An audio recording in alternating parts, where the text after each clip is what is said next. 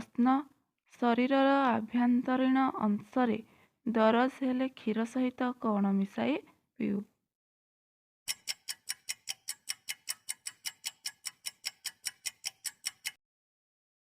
ଉତ୍ତର ହଳଦୀ। ପ୍ରଶ୍ନ ହରିଡ଼ା ବାହାଡ଼ା ଅଁଳାକୁ କ'ଣ କୁହାଯାଏ?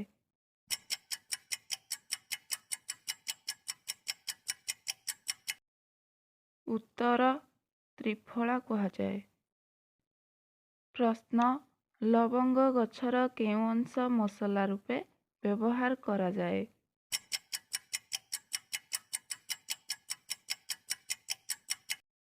ଉତ୍ତର ଫୁଲର ଡେମ୍ଫ।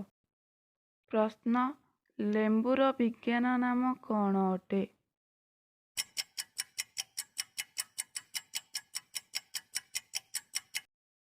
ଉତ୍ତର ସାଇଟ୍ରିକ୍ ଲେମନ୍।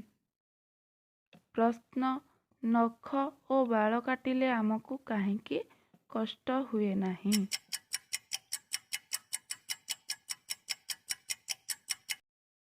ଉତ୍ତର ସ୍ନାୟୁ ସଂଯୋଗ ନଥିବାରୁ। ପ୍ରଶ୍ନ ଆମେ ହାଇ ମାରୁ କାହିଁକି?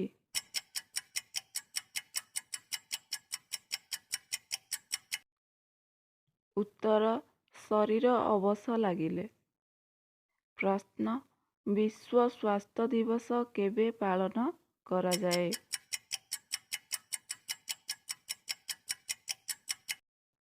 ଉତ୍ତର ଏପ୍ରିଲ 8 ତାରିଖ। ପ୍ରଶ୍ନ ଆମ ଦେଶର ପ୍ରଥମ ନାଗରିକ କିଏ?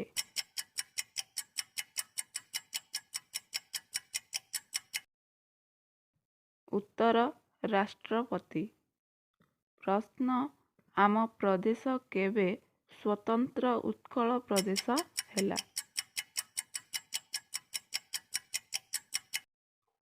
ଉତ୍ତର ଏପ୍ରିଲ 1, 1936 ମସିହା।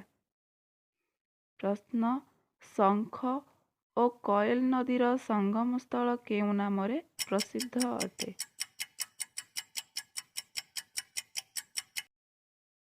ଉତ୍ତର ବେଦବ୍ୟାସ।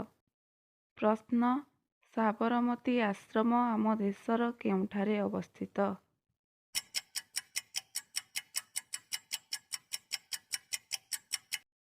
ଉତ୍ତର ଗୁଜୁରାଟ।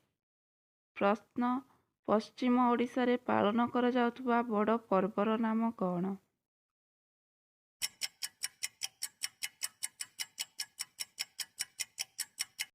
ଉତ୍ତର ନୂଆଖାଇ।